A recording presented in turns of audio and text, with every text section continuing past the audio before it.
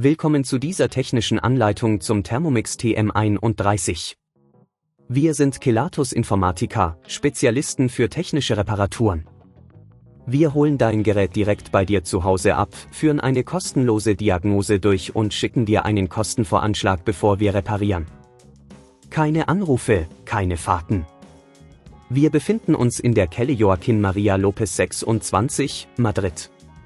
Bequem, transparent und professionell. Link in der Beschreibung. Wenn die Messer deiner TM31 ein furchtbares Schleifgeräusch machen, kann das verschiedene Ursachen haben. Oft liegt es an abgenutzten oder beschädigten Klingen, die nicht mehr richtig funktionieren. Wenn du das Problem nicht rechtzeitig behebst, kann das zu weiteren Schäden am Gerät führen und die Leistung deines Thermomix beeinträchtigen. Für diese Reparatur benötigst du einen Kreuzschlitzschraubendreher, eine Zange, einen neuen Messerblock und eventuell etwas Silikonfett.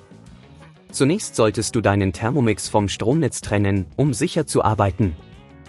Dann nimmst du die Schrauben an der Unterseite des Geräts heraus. Achte darauf, die Schrauben an einem sicheren Ort zu lagern, damit du sie später wiederfindest. Nachdem du die Schrauben entfernt hast, kannst du das Gehäuse vorsichtig abnehmen. Nun solltest du den Messerblock sehen, der für das Geräusch verantwortlich ist. Um ihn zu ersetzen, löse die Schrauben, die den Messerblock fixieren, und ziehe ihn vorsichtig heraus.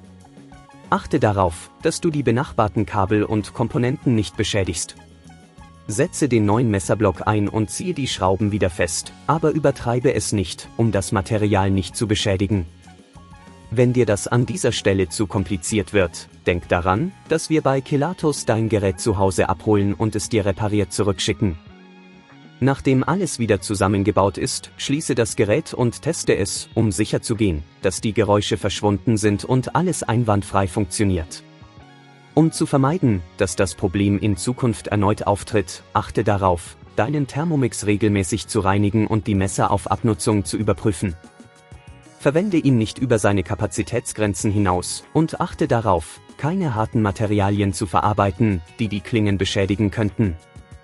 Wenn du kein Risiko eingehen willst, bei Kelatos holen wir dein Gerät ab, reparieren es und liefern es dir nach Hause, deutschlandweit.